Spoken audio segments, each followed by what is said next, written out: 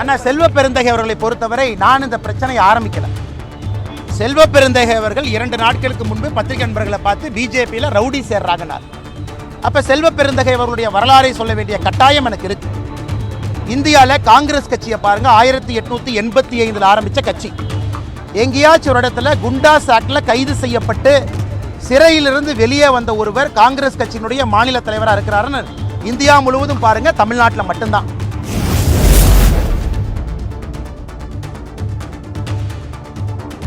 இப்போ சேட்குட்டியோட வழக்கோட இப்போ இந்த ஸ்டேஜ்ல என்ன இருக்குன்னா, சுப்ரீம் கோர்ட்ல போய் கேட்டிருக்காரு. ஹைகோர்ட்ல போய் எனக்கு உடம்பு சரியில்லாம போச்சு, இந்த கம்ப்ளைண்ட் மேல போட்டதுல இருந்து எனக்கு உடம்பு சரியில்லாம போச்சு, எனக்கு ரொம்ப மென்டல் ஆங்ஸைட்டி ஆகி போச்சு, எனக்கு ரொம்ப கவலை அதிகமாகி போயிடுச்சு, என்ன மன்னிச்சு விட்டுருங்கன்னு கெஞ்சிருக்காரு. போன உடனே ஃபர்ஸ்ட் ஹைகோர்ட் ஒரு ஜட்ஜ் வந்து விட்டாரு, ஸ்டே போட்டாரு ஒரு நாள்லயே. அப்புறம் என்கிட்ட நோட்டீஸ் வந்துச்சு, நான் திருப்பியும் ஹைகோர்ட்டுக்கு வந்தேன். டாக்டர் சுரேஷ் PUCL இருக்காரு, அவர் தான் நம்மளை ரெப்ரசென்ட் பண்ணாரு, வாதாடினார் ஆனந்த வெங்கடேஸ்வர் கோர்ட்ல. வாதாடினதுக்கு அப்புறம் ஒரு பெரிய தீர்ப்பு வந்துச்சு. தட் இஸ் அண்ணாமலைக்கு அட்வைஸ் கொடுக்கிறாரு ஜட்ஜி, தம்பி பாத்திரா இப்படி எல்லாம் பேசக்கூடாதான்னு போட்டிருக்காரு. இதுக்கு மேல ஒருத்தனை கேவலப்படுத்த முடியாது.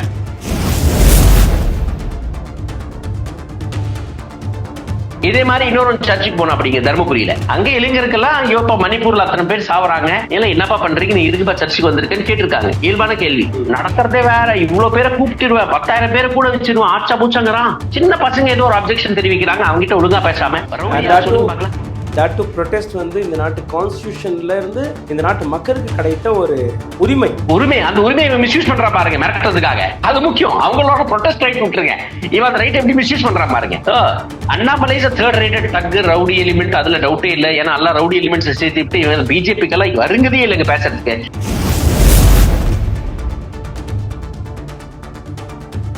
It is the only party இந்த உலகத்திலேயே ஒரு பார்ட்டி ஒபிஷியலா ரேபிஸ்டுக்கு சப்போர்ட் பண்றது. ஒபிஷியலா ரேபிஸ்டுக்கு நான் அன்ஆபிஷியல் சப்போர்ட் சொல்ல.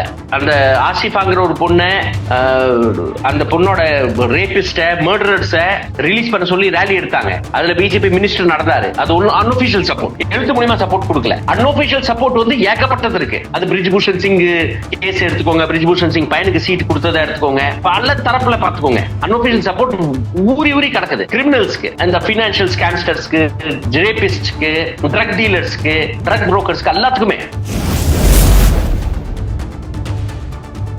ரொம்ப ஒரு சீப்பான ஒரு politician. Cheapest politician I will make. I will tell anyone joining BJP is a cheap fellow. அதுல டவுட்டே வேணாம். அதுல இந்த சீப் ஃபெலோஸ்க்கெல்லாம் ஹெட்டா இருக்காங்கல்ல, அண்ணாமலையா இருக்கான்.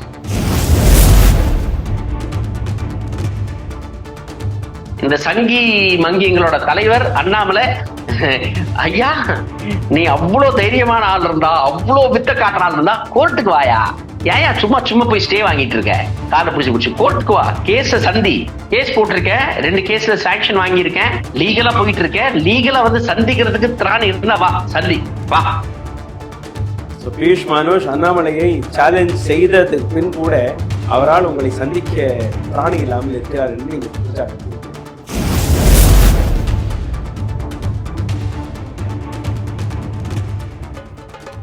Karim's biryani paradise at liberty and catering services, கோடம்பாக்கத்தின் அறுசுவை அடையாளம்.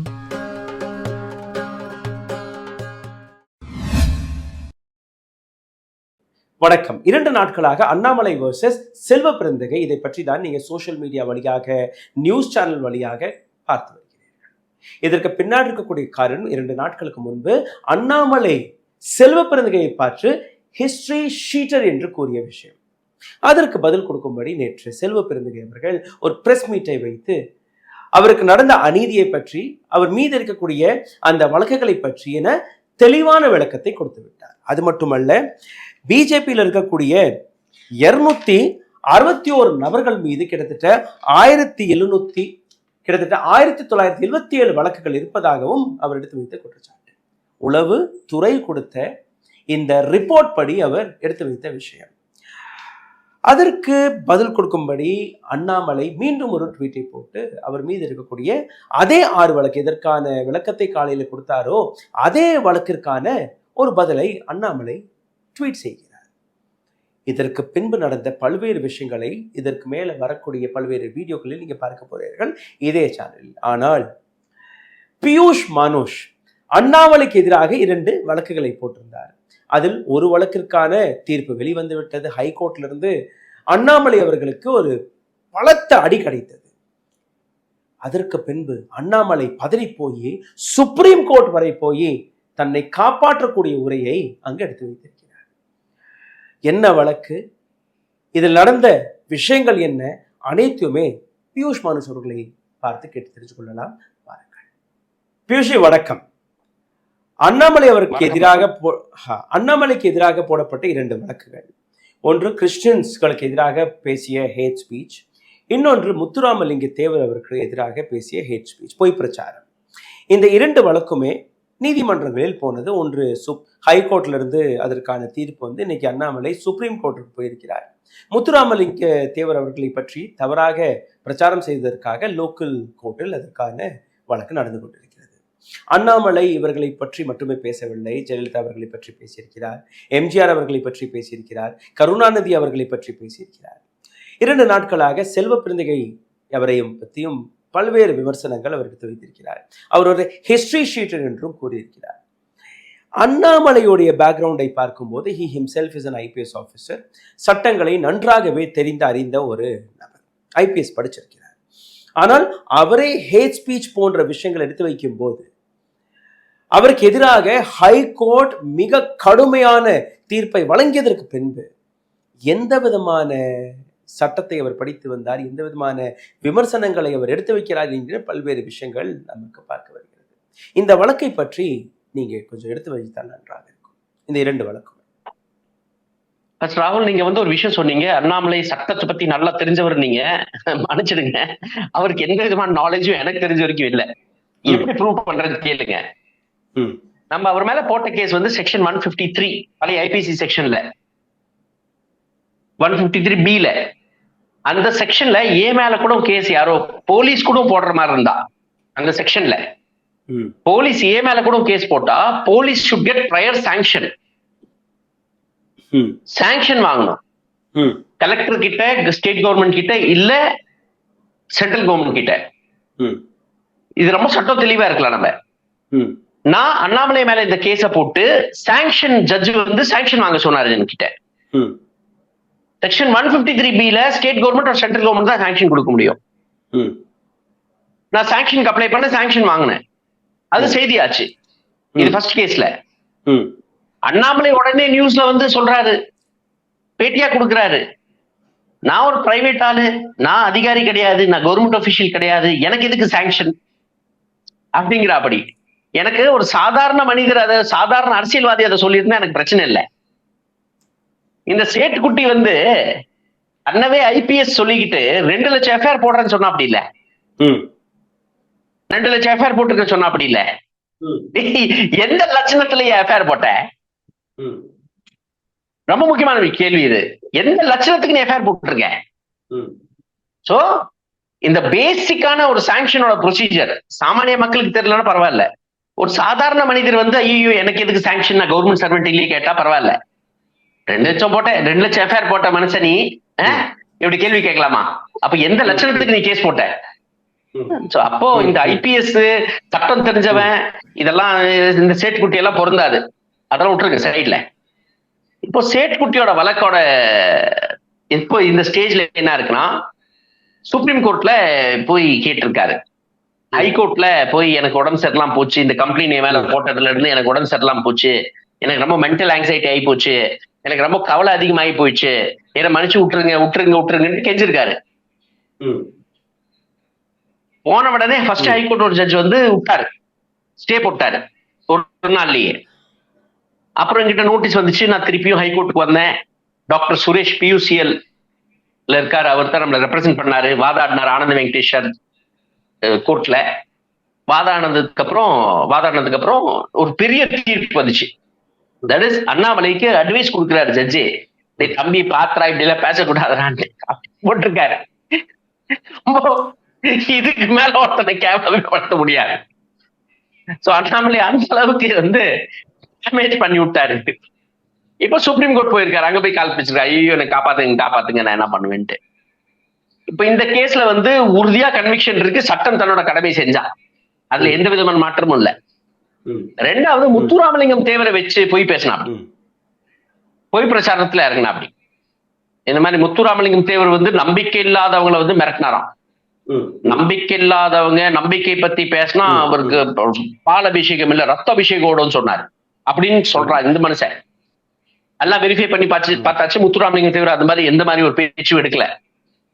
இப்ப இந்த நாட்டுல தான் கௌரி லங்கேஷ், டபோல்கர் இவங்க எல்லாம் கொலை பண்ணப்பட்டிருக்காங்க. சனாதனம் சன்ஸ்தா கொலை பண்ணி இருக்கு, கேசஸ் ஓடிட்டு இருக்கு அவங்க மேல. கன்விக்ஷன் வந்துச்சு நினைக்கிறேன், அதுல கன்விக்ஷன் கொடுத்திருக்காங்க 2 பேருக்கு. அது டபோல்கர் கேஸா பன்சாரே கேஸா எனக்கு தெரியல கரெக்டா.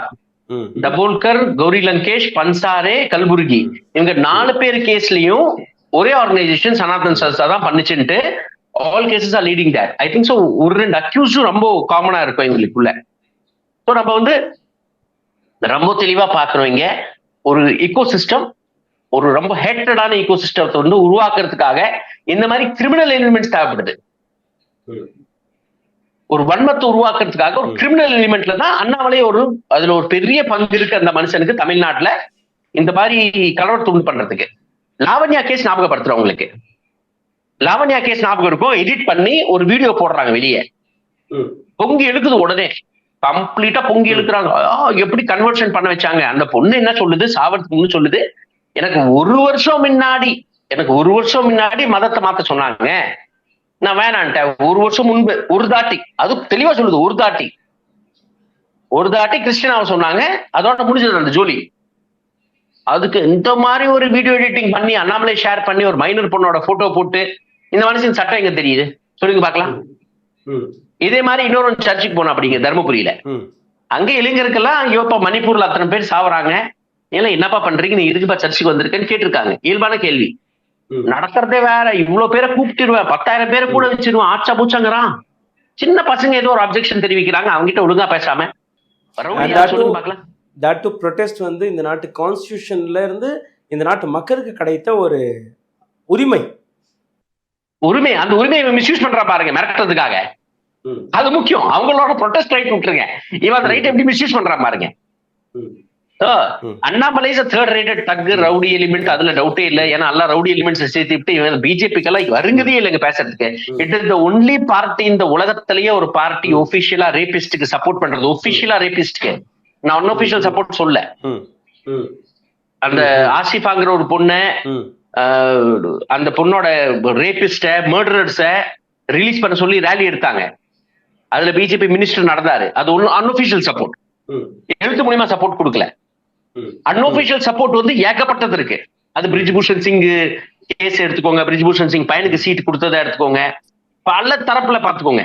அன்அபிஷியல் சப்போர்ட் ஊறி கிடக்குது கிரிமினல்ஸ்க்கு, அந்த பினான்சியல் ஸ்கேம்ஸ்டர்ஸ்க்கு, ரேபிஸ்ட்க்கு, ட்ரக் டீலர்ஸ்க்கு, ட்ரக் புரோக்கர்ஸ்க்கு, எல்லாத்துக்குமே.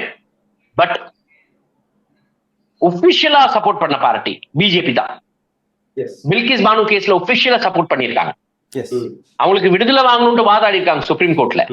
கேங் ரேபிஸ்ட், கேங் மர்டரர்ஸ் இவங்களுக்கு, குர்மீத் ராம் ரஹீம்க்கு Z+ செக்யூரிட்டி கன்விக்டட் பிரிசனர், இந்த அக்யூஸ்ட் ரேபிஸ்ட் இல்ல.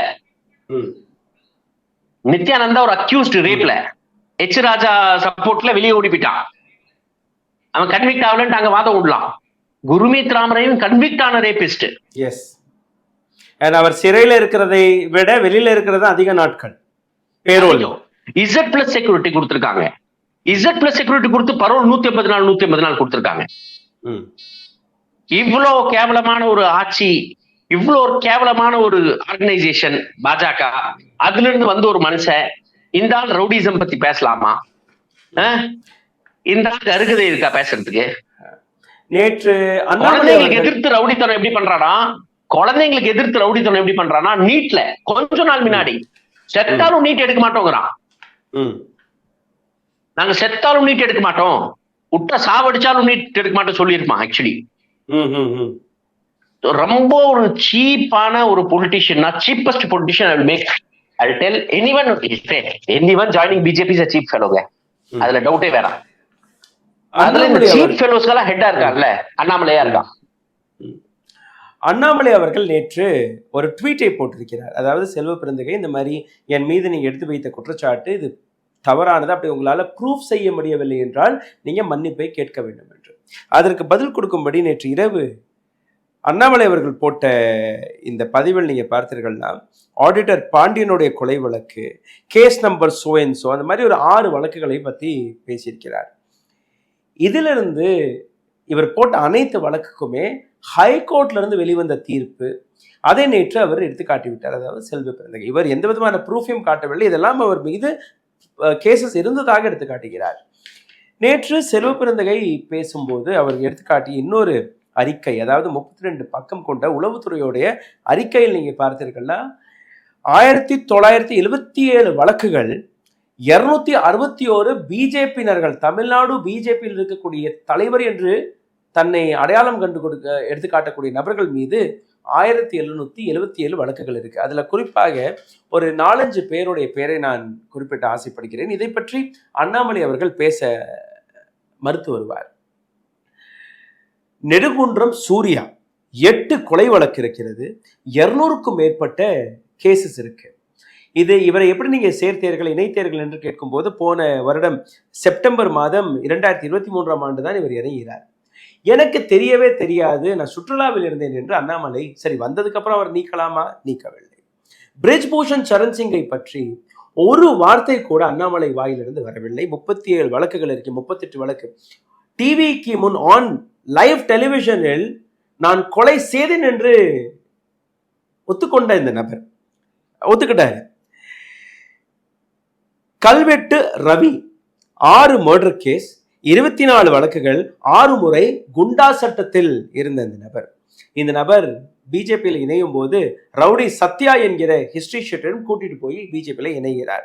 யார் இந்த சத்யா? இவர் மீது 10 கொலை வழக்கு, 2 முறை குண்டா சட்டம். படப்பை குணா என்கிற இன்னொரு நபர், ஓபிசி பிரிவின் பிஜேபி தலைவர், 48 வழக்கு, 11 மர்டர் கேசஸ் இந்த நபர் மீது இருக்கிறது.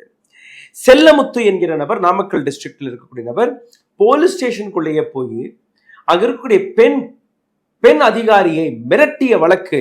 அது மட்டுமல்ல, இந்த நபர் மீது 34 வழக்கு இருக்கு. இந்த மாதிரி ஒரு 34 பக்கம் கொண்ட இந்த அறிக்கையில் நீங்க பார்த்தீர்கள்னா 261 நபர்கள் மீது இந்த வழக்கு இருக்கு. அப்போ அண்ணாமலை அவர்கள் செல்வ பிறந்தகை அவர்களை பற்றி, அதுவும் முடிந்த கேசஸ்கள், ஹைகோர்ட்ல இருந்து தீர்ப்பு அவருக்கு சாதகமா வந்திருக்கு, அது போன்ற கேசஸ்களை எடுத்து வைத்து பேசுவதற்கு முன்பு இதை பற்றி அவருக்கான பதில் என்னவாக இருக்கும்? இதை பற்றி நீங்க உங்களுடைய கருத்தை கூறலாம். இல்ல, இப்ப செல்வ பிறந்தகையோ அண்ணாமலையோ அந்த மோதலுக்குள்ள நான் வரல. என்ன ஒண்ணு, அட்லீஸ்ட் காங்கிரஸ் அட்லீஸ்ட் அண்டர் செல்வ பிறந்தகை இப்போ டைரக்டா நரேட்டிவ் வந்து டைரக்டா கான்ஃபென்ட்ரேஷன்ல வந்திருக்காங்க. இவ்வளவு நாள் காங்கிரஸ் கப்பு சுப்புன்னு இருந்திருக்கு, ஒரு பெரிய வருத்தமா இருந்திருக்கு. இப்ப எவ்வளவு 10 MP இருந்தாங்களா லாஸ்ட் இயர்ல?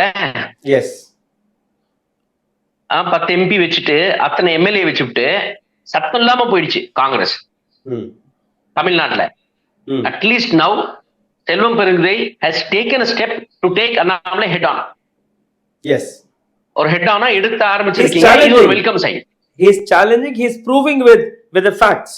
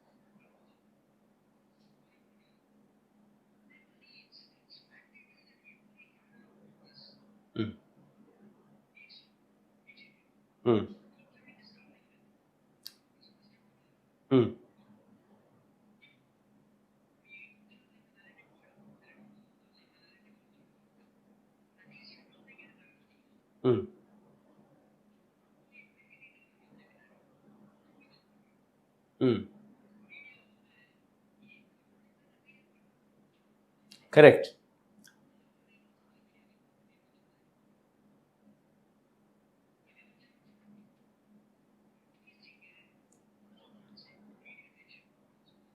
ம்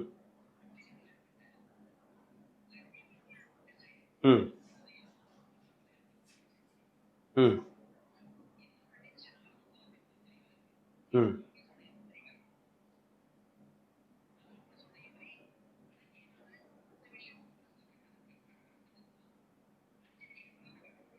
ம்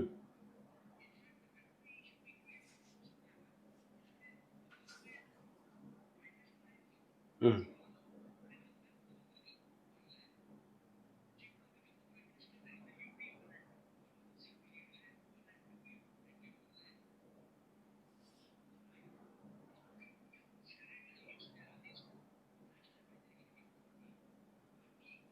ம் ம்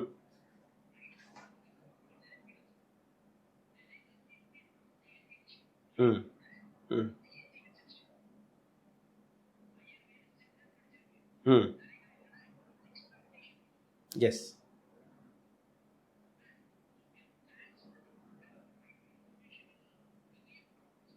ம் ம் ம் ம்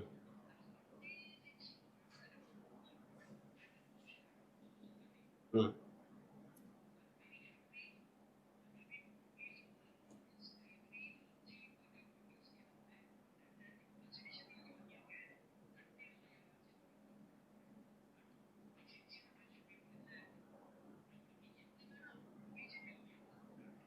ம்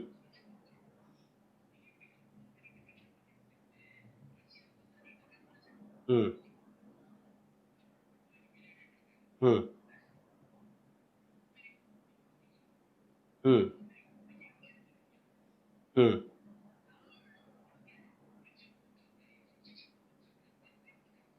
கடந்த 10 வருடத்துல 6 முறை ரஷ்யா சென்றிருக்கிறேன், 17 முறை புத்தினை போய் சந்தித்திருக்கிறேன் வேற அவர் கூறுறாரு. பட் 1.5 வருஷமா மணிப்பூர் செல்ல முடியாம அங்க பிளைட் அங்க விமானம் இறங்காது போல இருக்கு. இதுக்கு ரொம்ப ரொம்ப ஒரு பிரேசனா வந்து ஓப்பனா மோடி சொல்றாரு. என்கிட்ட எதுவும் கேட்காதீங்க, நான் என்னோட என்ன பண்ணிட்டே இருப்பேன், நீங்க எல்லாம் கை தட்டுங்க, அவ்வளவுதான். அவரோட மன் கி பாத் அவர் பேசிட்டே இருப்பாரு. அவருக்கு மண்ணுக்கு வர மாதிரி அவர் பண்ணிட்டு இருப்பாரு. நம்ம இங்க மண்ணுல ஒண்ணாயிடணும். இல்ல என்னங்க மனுஷன் இருந்தாலு இந்த பார்ட்டியில் வந்து தமிழ்நாட்டு அட்வைஸ் கொடுக்குறா அப்படி பாருங்க அண்ணாமலை. பெரிய கூத்தாரு, பெரிய கூத்தாரு. யாருக்கு யார் அட்வைஸ் கொடுக்கறது? யார் லா அண்ட் ஆர்டர் பத்தி பேசுறது சொல்லுங்க பாக்கலாம். ஆம்ஸ்ட்ராங் சூப்பரான காம்ரேட், இறந்து போனது ரொம்ப வருத்தமான விஷயம். ஆம்ஸ்ட்ராங் இறந்து போனது ரொம்ப ரொம்ப வருத்தமான விஷயம். நீ பாலிடிக்ஸ் பண்ணாத, நீ அதை பத்தி பேசாத. அண்ணாமலைக்கு அருகதை இல்ல. ஆருத்ரா வழக்கை வைத்து ஒட்டுமொத்த டிஎம்கே மற்றும் காங்கிரஸ் முக்கியமாக இந்த விஷயத்தை எடுத்து வைக்கிறாங்க. ஆருத்ரா வழக்கையும் நீங்க விசாரிக்கணும் என்று ஆர்.கே. சுரேஷை பற்றியும் நேற்று அவர் பேசியிருந்தார், நேற்று முன்தினம். நீங்க தொடர்ந்து பார்த்தீர்கள்னா எல் முருகன் அவர்களாக இருக்கட்டும் அல்ல அண்ணாமலை அவர்களாக இருக்கட்டும், எல்லாருமே தமிழ்நாட்டில் லா அண்ட் ஆர்டர் சிச்சுவேஷன் ரொம்பவே மோசமா இருக்கு. நேற்று அவர் விமர்சித்த அந்த விஷயம் அப்படித்தானே இருக்கு. ஹிஸ்டரி ஷீட் என்று கூறுகிறார். ஆருத்ரா வழக்கை பற்றி யாரெல்லாம் பேசுகிறார்களோ அவர்களை பற்றி மிகவும் கேவலமான விமர்சனத்தை இவர்கள் எதற்காக எடுத்து வைக்கிறார்கள்? ஆருத்ரா வழக்கிற்கும் ஆம்ஸ்ட்ராங்களுடைய கொலைக்கும் ஏதோ ஒரு விதத்தில் லிங்க் இருக்கிறதா இல்லையா?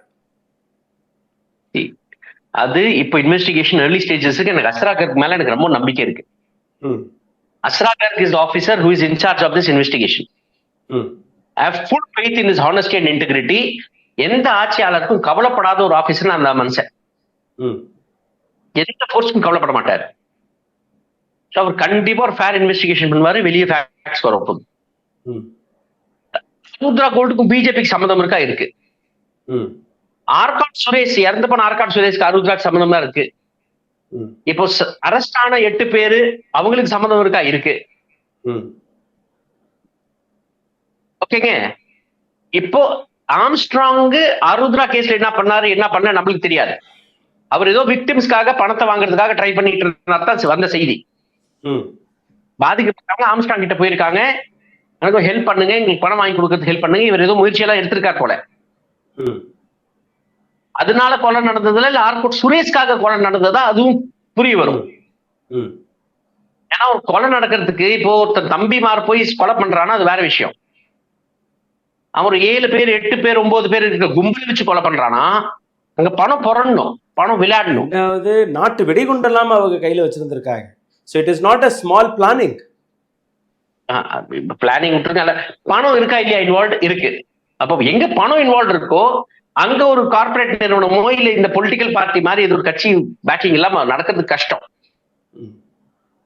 So we will have to wait and watch. ஆனா ஒண்ணு பிஜேபி பொறுத்த வரைக்கும் நம்ம இவ்வளவு தூரம் பேசி ப்ரூவ் பண்ண வேண்டியதே இல்லை.